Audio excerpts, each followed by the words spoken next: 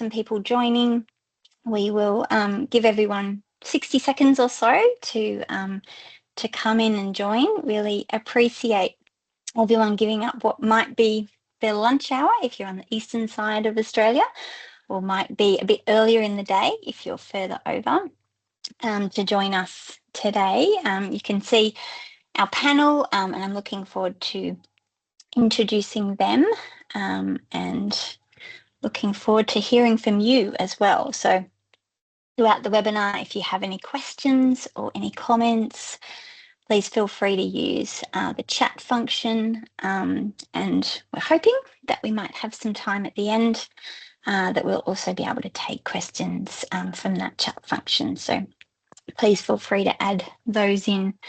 Now I can see we've got lots of people joining, so I'll give everyone an extra 30 seconds to settle in, and perhaps get a cup of tea, and get ready for a really wonderful discussion with our wonderful panel.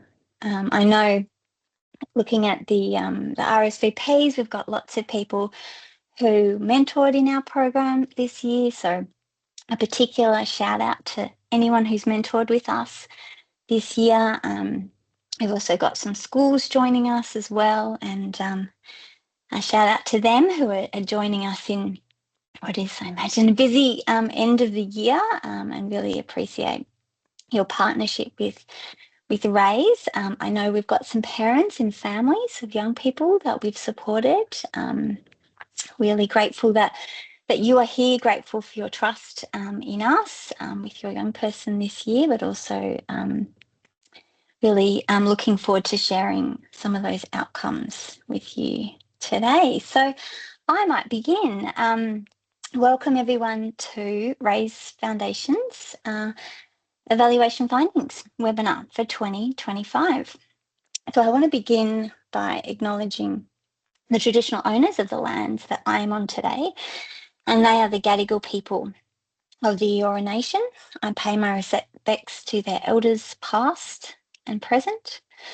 I also want to respect and acknowledge the elders of the lands that you are joining us here from today. I know that we have people from all across Australia, and I also want to acknowledge every Aboriginal and Torres Strait Islander person who is joining us here today, as well as every Aboriginal and Torres Strait Islander mentor who was part of our program this year, and families who joined our Raise Village this year. I want to recognise their long-held traditions of mentoring and nurturing the next generation through story, connection, and shared wisdom. And we honour that legacy today by creating spaces where learning flows both ways and every voice, every single voice is valued. So my name's Lucy Snowball. I'm the Director of Data and Youth Insights at Raise Foundation. Raise Foundation is a national youth mentoring organisation supporting young people in their families in every state, as well as the ACT. This year alone, we've supported more than 2,700 young people across Australia, alongside 2,000 volunteers who gave up their time to mentor a young person this year, and 170 school partners. Today, we're here to share the insights from our 2025 evaluation and what we've learned about the impact of mentoring for young people. These results aren't just numbers, they represent thousands of stories of resilience, growth, and connection. Our theme today is that connection still matters despite all the changes and uncertainty that now surround us, surround our communities. This is a theme that has come through in our program outcomes, as well as what we hear directly from young people themselves. In today's session, we'll explore what young people are experiencing in online environments, how digital platforms are shaping relationships and identities, and what families, educators, and mentors can do to support safer and more empowering digital engagement.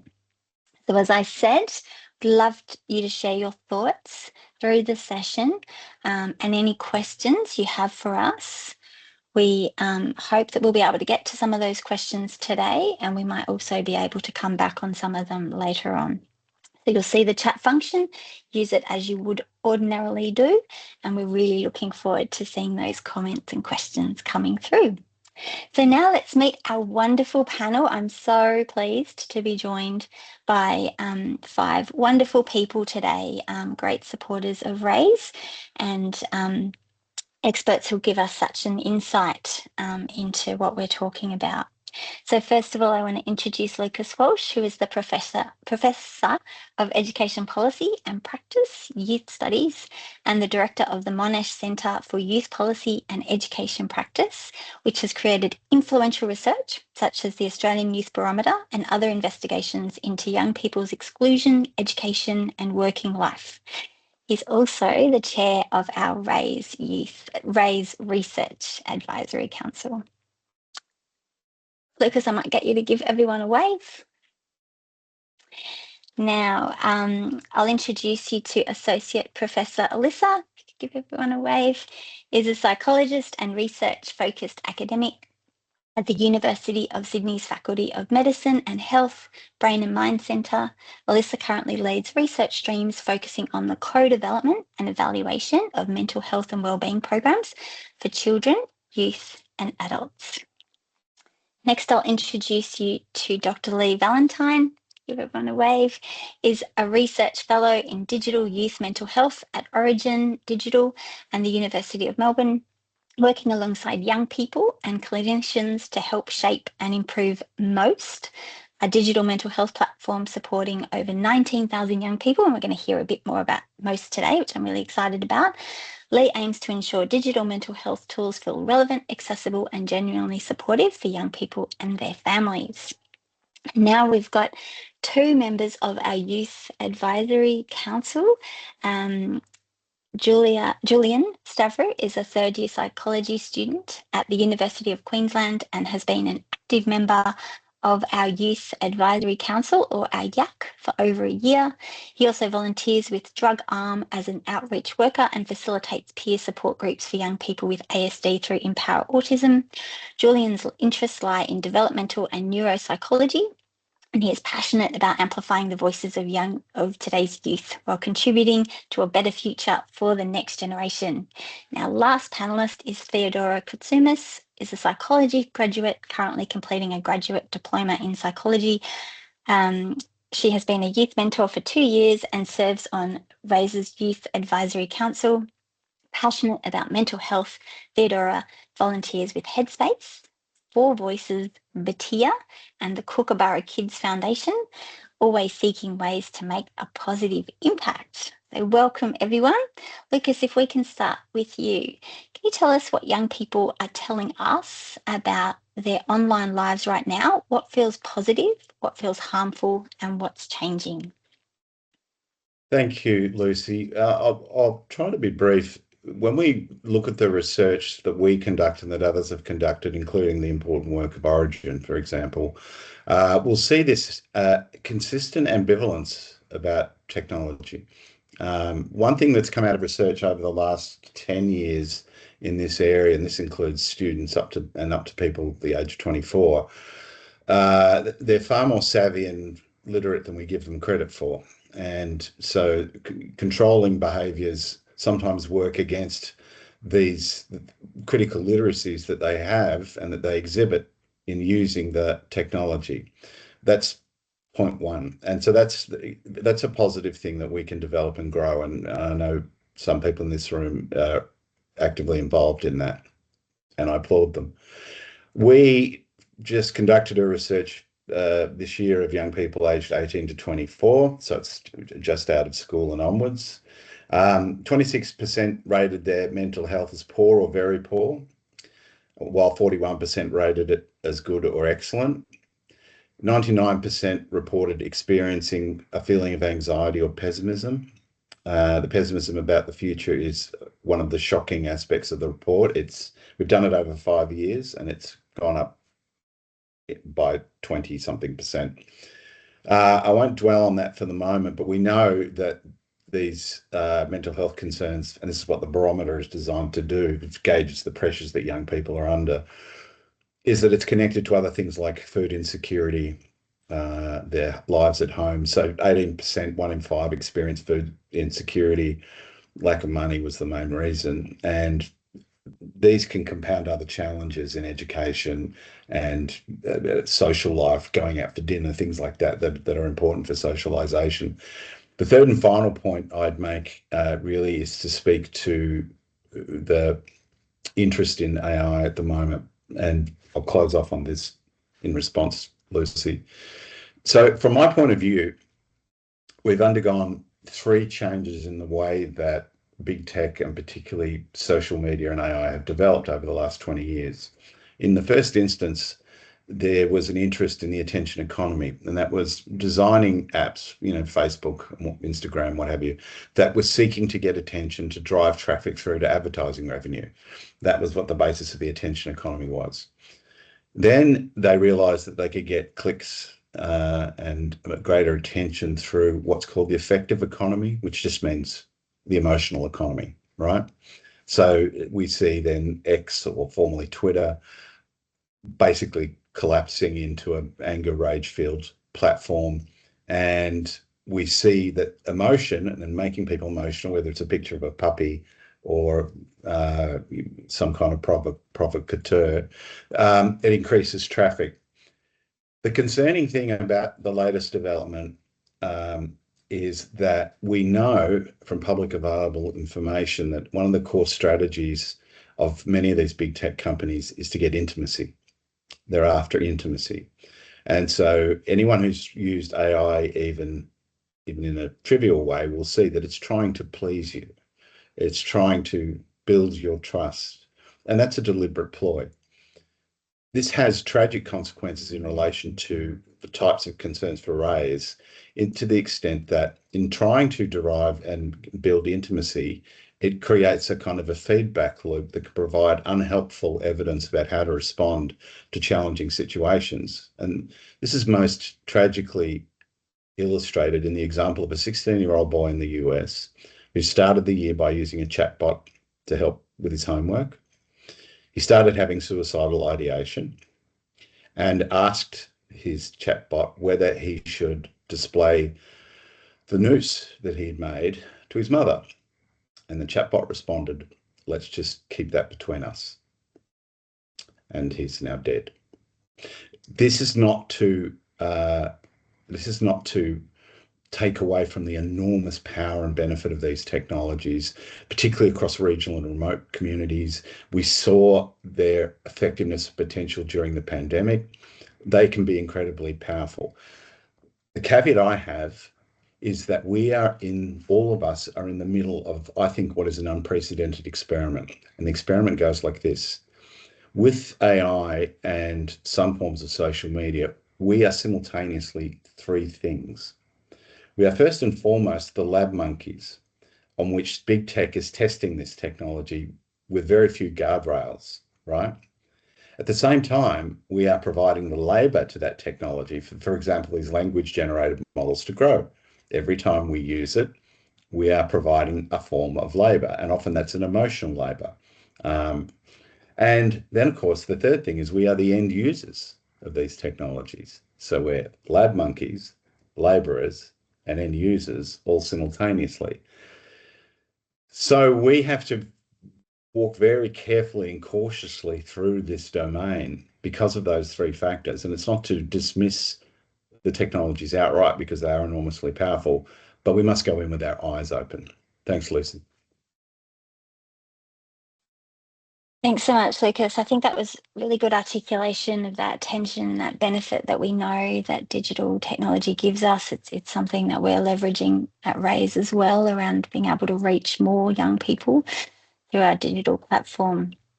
But also this, new world, this new experiment that we're going into, and really how we support ourselves, but then how we support the young people that we're also looking after, and coming back to that idea around intimacy obviously feeds into all of our desire for connection.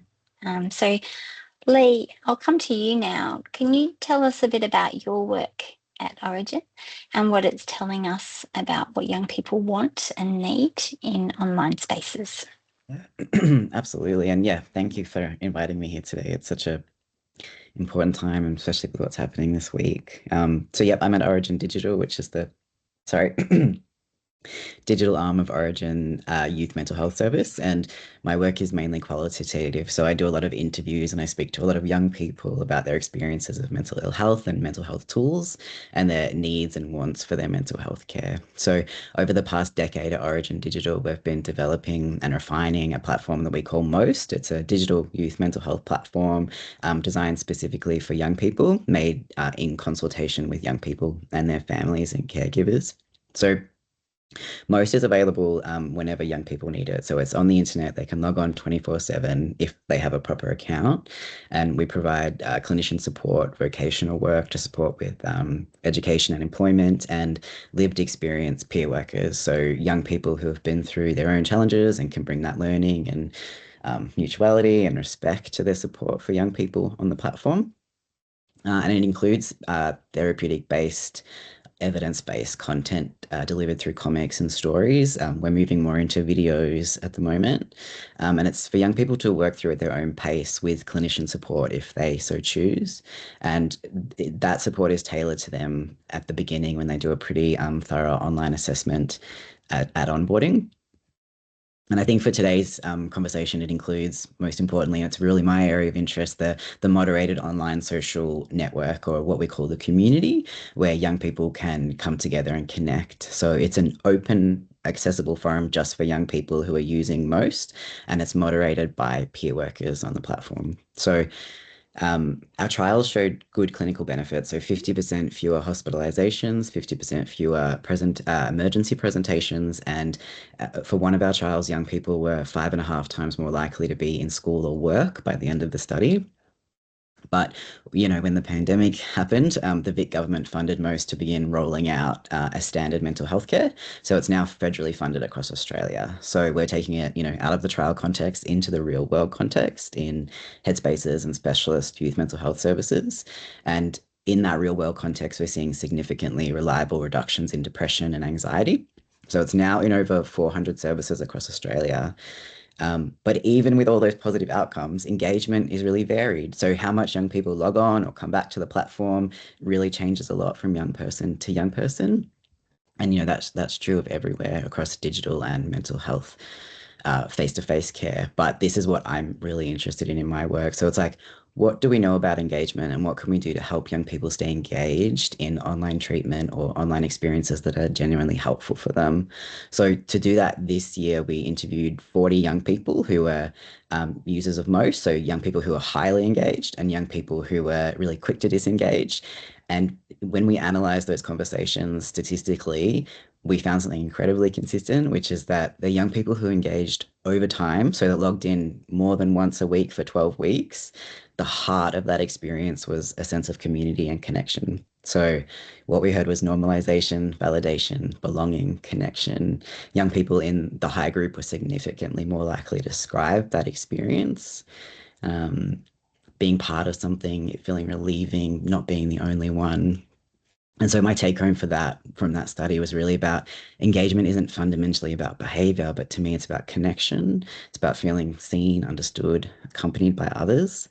And just quickly in relation to the social media, or I can come back to this, but um, social media in itself, the connection in online spaces isn't inherently bad. Obviously, it's the business model, as Lucas was saying, behind these commercial platforms. They're platforms designed to maximize profit, not well-being. They exploit vulnerability. They feed into social comparison, amplify content that keeps us on longer, even if it's not good for us. But social media is also where so many people find that sense of belonging, connection, identity, normalization. Lucas, you said this as well, but young people in marginalized groups, LGBT communities, neurodivergent young people, disabled young people, restricting access for the need for community and connection doesn't go away with the social media restrictions. It only just removes a place where young people can find it. So yeah, I think a lot about how do we create safer, more ethical alternatives that still give people community and connections in these online spaces. I can speak more to that, or I can stop right now, but yeah, happy to hand back to you. Thanks so much, Lee. That was so interesting, and I think if I could see many of our Raise mentors online have joined us today, they would be nodding along with your takeaways from your study around what young people are really seeking, that sense of belonging, that sense of connection, wanting to be seen and known for themselves and valued. I think it's something that's such a common theme, isn't it? And we will come back to talk about the social media ban a little bit later on. So I'm looking forward to hearing more about that when we get to that. I'll come to you now, Alyssa. So we know at Raise, we know how important families, schools and communities are in providing a safe and supportive network around young people. So this year, in our evaluation, we found that close to 4 in 5 Raise parents and carers saw a positive change in their child due to mentoring, including more confidence, feeling happier, improved relationships. We know at the school front that 97%, so just about everyone of our schools, felt that Raise improved student relationships and belonging, and 9 in 10 feel that Raise mentoring creates a safe space for students to be themselves. Thinking about obviously what Lee and Lucas have talked about already, what role do you think schools, families and community organisations can play in supporting safe digital engagement, given what we know about the importance of connection? That's such a great question. And I guess what we're seeing, and I'll add that this is reinforced by my research in the local Australian level, but also some big international reviews we've done in online lives of young people and people in general. I guess when it comes down to it, what we really need to think about is the social context around the use. And I guess in terms of what young people are telling us about their experiences of digital spaces, it's important for connection, but it's also, like things Lee mentioned, things like comparisons, exposure to harm, and that pressure to always be on consent. But I think key thing that determines which way it can go for the young person, often it really goes back to the offline relationships and support that sit around them. So that's where the schools and families and community are so important here, like you said, helping young people sort of interpret those situations, regulate emotion, navigate tricky situations as well. So I think in answer to your question about the roles of schools, families and communities, I see it as really probably 3 things. First, I guess schools and youth settings really create what we might call connection-rich environments. So in one of my recent regional youth pieces of research, we spoke to a lot of young people in schools.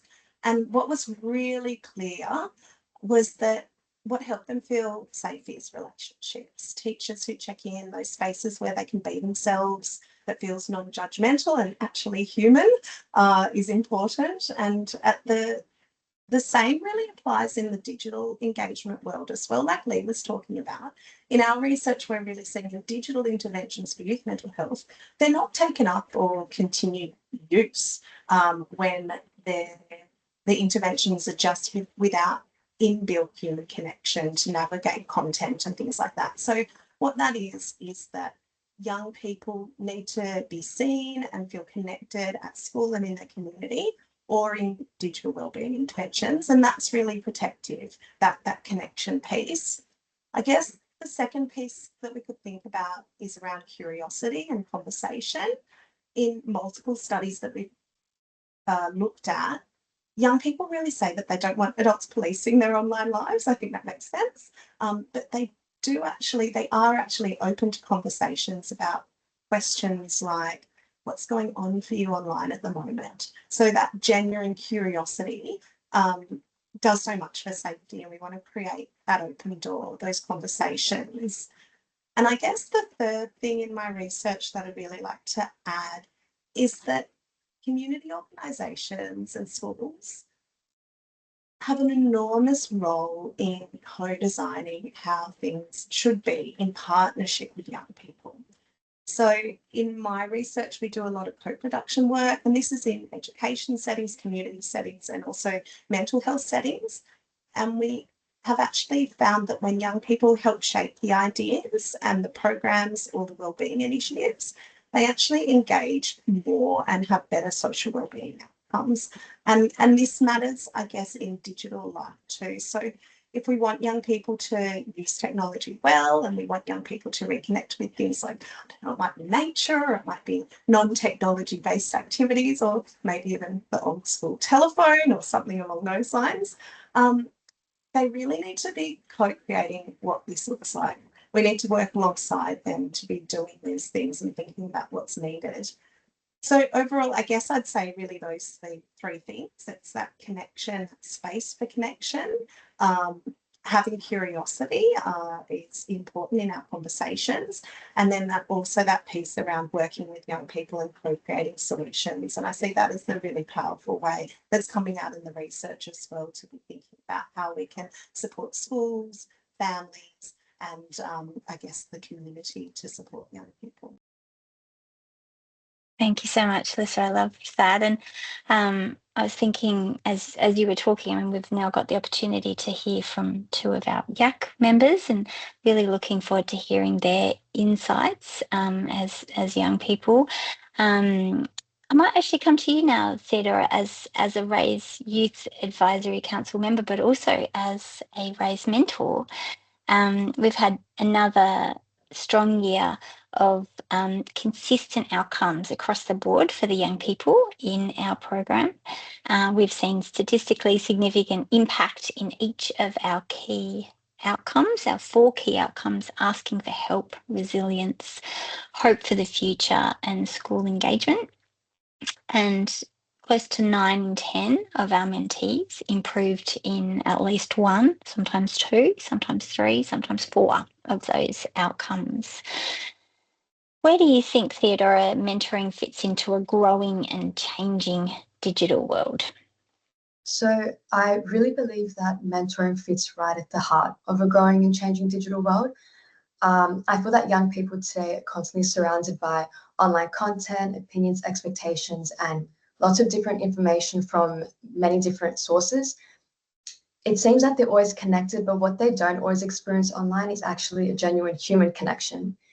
And in my experience, even though mentoring now happens in digital spaces too, of course, what really matters isn't necessarily the platform, it's actually the connection that is built or developed. And it's having someone, in this case, a mentor like myself, who listens to the young person without judgment and supports this young person to make sense of things in a way that actually helps their growth. And that's where I also think mentoring continues to play such an important role, because even though the digital world keeps changing and will probably continue to change, the foundation of mentoring essentially stays the same and won't change. So whether it's online or in person, we as mentors, we still show up every week, we still listen, we still aim to create a very safe and non-judgmental space where young people can just be themselves. And from my own experience as a mentor, and I've been mentoring for a few years now, I've seen how meaningful that relationship can actually be. And I've had moments where a young person has come into a mentoring session and they might be feeling really overwhelmed by school, friendships, or even home life. And honestly, just having someone sit with them, listen, and not rush to fix everything has made a real difference. And over time, you start to see this young person's confidence grow, and you see them open up more, trust more, and just begin to believe in themselves, which is really amazing to see as a mentor as well. Young people have also told me that during the mentoring sessions, that what they really get out of mentoring is basically someone who sees them, supports them, and shows up consistently, which is usually what mentors do. They really get a safe space to talk about things that they might not feel comfortable sharing anywhere else or with anyone else. These young people, they start to build confidence, they learn how to communicate, and also just start developing healthier relationships with others as well. And I find that for many young people, mentoring actually becomes a kind of place where they can just reflect, feel heard, and feel understood. And something else that always stands out to me when I do talk to these young people during these sessions is how much they still want a real in-person connection. And I think that it just shows that even in such a digital world, they still crave being together, being part of something, and just feeling genuinely connected with other students and other people too. So I find that while technology will keep evolving, what young people need emotionally probably won't change. And that's exactly why mentoring, in my personal opinion, still remains one of the most powerful ways we can actually help young people feel heard, valued, respected, and even feel more confident too, as they navigate basically two different worlds, so both the digital world and real life as well. Thank you so much, Theodora, and I loved your really the scene that you painted around a mentoring session and what it brings for a young person and for your mentees as well. I know a lot of our mentors who would be listening, a lot of that would ring true to their own experience and just that opportunity really to connect and to then empower young people to be thinking about what they're bringing, and also obviously a safe space for them to be talking about what is going on for them. So thank you, Theodora. We'll now hear from Julian, who is also one of our wonderful Youth Advisory Council members here at RAISE. So Julian, I mean, at RAISE, we know how important it is to listen to young people. We've heard from many of our panelists talk to that theme already. Every year we hear from mentees that the best bits of the program is having someone to talk to and being listened to. And this year that we found at the end of mentoring, over 50% of mentees agreed that their voice matters in shaping the future, with less than 1 in 10 disagreeing with that statement. So I think that goes to show what an empowering space and someone in your corner can create for a young person. So how do you think we ensure that young people's voices shape policy decisions about AI, online safety and social media use? Yeah, thank you, Lucy. There's already been so many great points brought up today by everyone through their research and all that. But look, the YAC brings, the best way of like saying it is it's such a diverse representation of people. And I've thankfully been on board since around the start of the year, and I've seen it grow in size. I think we started around like 7, 8 at the start of the year. Now we're up to about 15 or more.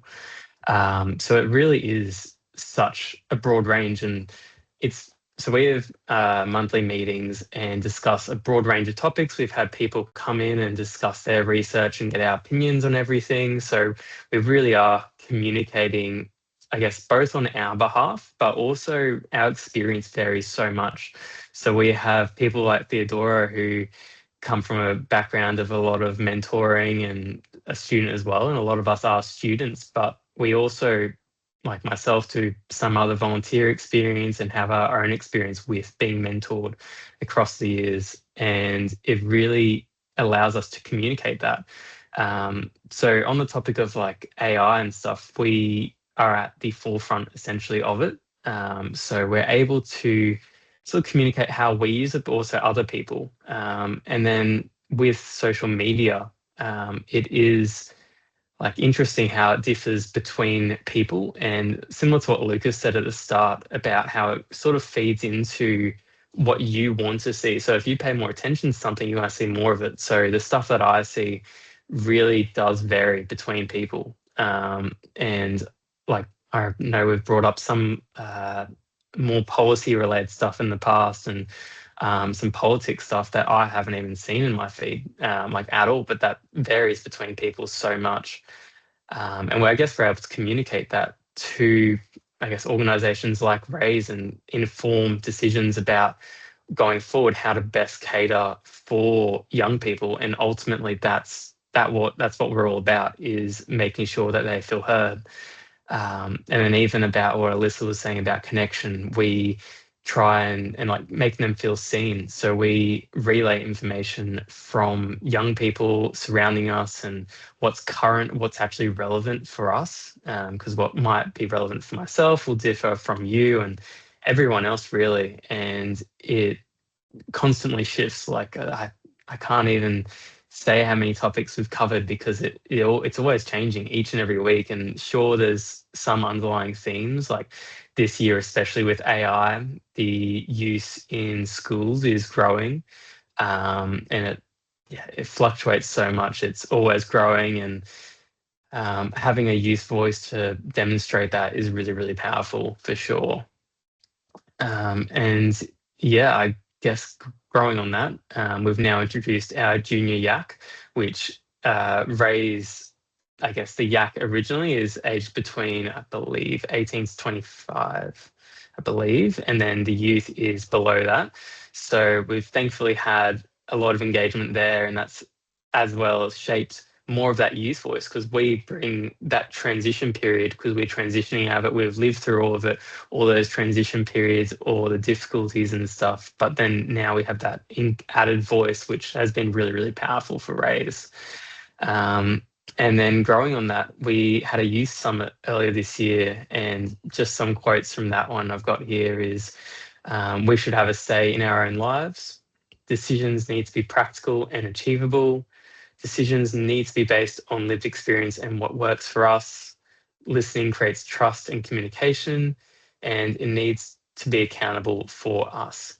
So that really does grow on what the topics have been brought up today, and the power of a mentor is really great, and getting our opinion over has been really, really, really, really good. So yeah, thank you, Lucy. Thank you, Julian, and we're so grateful to have everyone who volunteers their time to be part of our Youth Advisory Council, and just that, as Julian was talking to, that diversity and that experience and insight, and that what that gives us as a youth organisation. So I think we've already mentioned that today's quite an auspicious day across our country. Today's is the bringing in of the new social media restrictions for young people under 16, and there's been a lot in the media around supporting young people during that time. I know that we have been encouraging our families and people involved in Raise to be looking at the information that's coming from the eSafety Commissioner. There's a lot of really rich resources. So I'd encourage you, if you are supporting a young person through this change, to check out those resources online. You can find them on our social media pages as well at Raise. At the beginning of the program this year, we talked to young people in our program about the social media ban, and we found that 72% of our mentees use social media as a way of staying connected. I think Lee mentioned that real use of social media before, and 37%, so just under 2 in 5, felt the social media ban would be very impactful for them personally. We know how important, and we've talked today, that what young people want from mentoring is a safe and supportive environment, and that's what they want more generally. That's what they want in their schools and in their homes and in their communities, to feel safe and heard and valued. So from today, with this restriction of social media access, what alternative spaces for connection do young people need to thrive socially and emotionally? I'd love to hear from you, Lucas, first about this question. Just repeat. I was just writing a comment. Just repeat the last bit again, Lucy. I'll just post the comment so you know I'm not lying. Put your mic on. Look at that technically. Thanks, Lucas. For young people now who under 16 facing these restrictions with social media access, what alternative spaces for connection do young people need to thrive socially and emotionally? Yeah, well, that's why did you give me this question? It's really complicated, right? So first and foremost, my son, who is 14, lied about his age and has started using the same platform. Big surprise, everybody. We've had conversations about lying, but I'm just to illustrate what's immediately concerned. My daughter's best friend, 11, took the photograph verification and was deemed to be 19. So they are going to continue to find ways of interacting. And let's also note one other thing. We've seen massive upheavals in Peru, Pakistan, Morocco, one other country that's slipping my mind at the moment, led by young people using alternative social media platforms embedded within games to collectively work to fight corruption, right? So young people, we can expect them to find ways of engaging legally and illegally, right? But the key thing here is to really lean into the support networks that Alyssa was talking about. The technology is an instrument, and it's humans that make the technology do whatever it does. And Lee had pointed out and echoed my point around big tech wants them to do certain things to raise revenue, and then all of us, young and older, will appropriate the technology for our own uses in our own ways. But key to this discussion is, and it's like if you have on one side connection, its corollary is resilience. So resilience is your ability to bounce back when things aren't working, right? That's when something goes wrong. And the most influential and powerful psychological research, social psychological research I've read, is that during these periods, such as when a ban is put in and it disconnects people, resilience is derived not necessarily from exclusively within individuals, which is how we think about resilience in Anglophile countries. We think it's the individual bounces back. They're in fact intimately tied to social ecologies of other people, peers. This is what Julian was talking about. Peers, social networks, teachers in schools. And they've studied the worst possible disasters you can imagine. Civil wars, floods, disasters. And this social resilience, this social ecology of resilience really comes to the fore. And I think that should frame our thinking about how we respond to the ban and what other networks young people might use. What this doesn't answer is for those who are heavily reliant on the particular networks that are being banned, such as those from disabled backgrounds, those in regional and remote communities, they will particularly suffer the effects, which is where an organisation like Raise, for example, can play a powerful role in amplifying the social connections that are so needed when those mediated connections are taken away. But the short answer to your question, without that long lecture, sorry everybody, I'm a boffin, I can't help myself, is that the short answer to that question is young people are very savvy, they'll find a way around it. Yeah, absolutely. Thank you, Lucas. That was, I think, a really nice concept of social resilience, and something that I'd really, I think we can think a lot more about at Raise going into next year as well, because obviously that is something that we are looking to build by supporting mentors and knowing the role that they play beyond Raise as well. Lee, I'd love to hear your thoughts about that question as well, in terms of alternative spaces for connection that young people might be finding with the ban in place. Yeah, absolutely. I agree with Lucas, people will find a way. And young people are going to social media for a whole bunch of reasons, and a large reason is connection and community. So restricting the access doesn't necessarily, well, it won't remove the need for community, right? So it only removes a place where people can find it. But other ways will be found. But I know I'm thinking about the people we spoke to, but for a lot of those people, online space is so important for identity exploration and formation.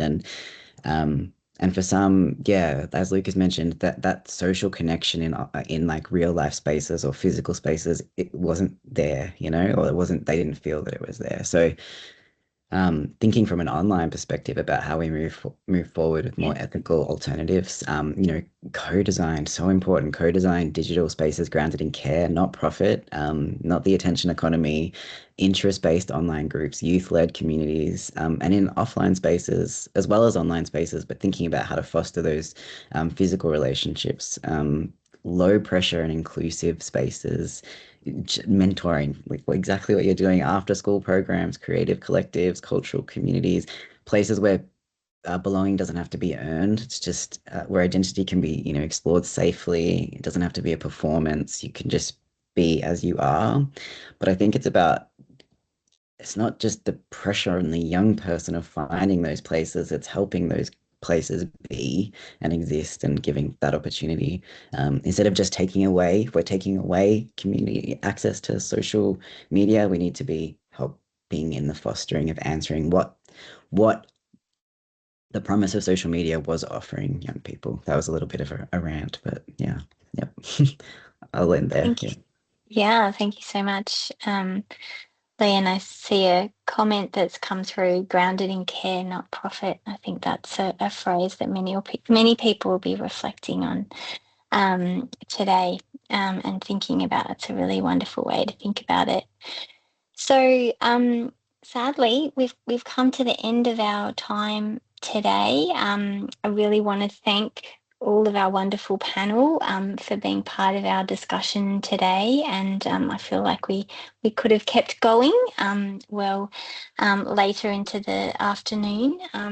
I also wanted to say thank you to everybody who's joined us online today and made the time to do so.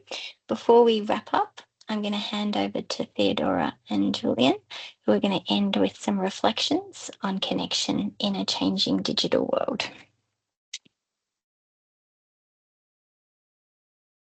Yeah, so in our youth summits this year, we did a brainstorm session and we asked young people to finish the sentence, "In an AI world, connection still matters because," and here's two of the responses that we really liked.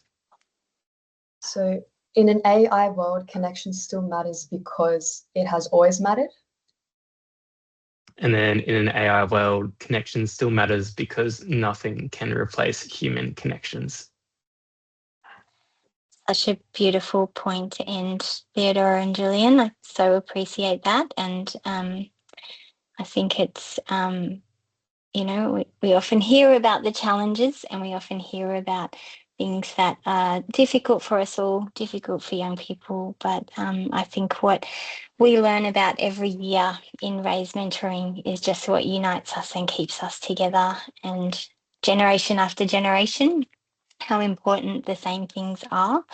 And connection is the heart of everything that we do because it's always mattered and because it's what makes us humans. It's what we strive for. So I love that that's how we have ended our discussion today. I appreciate our panel and I also appreciate everyone here for joining us and making the time. And particularly, I know that everybody here has been invited because you've made a contribution to Raise this year. You've been part of our village, whether you've mentored for us, whether you have a young person in our program that you've entrusted with us, whether you've partnered with us as a school or as a funder or as a donor or as another organisation. I am very grateful for your support. We are very grateful for everything that you do for us. And if you're thinking about doing something meaningful in 2026, check out the opportunity to volunteer with us as a mentor or in a different way. So I hope you take something out of today's session that you think about for the rest of the day and enjoy the afternoon. Or if you're over the other side of the country, enjoy what's to come in the rest of the day. So thanks for joining us, everyone. Goodbye.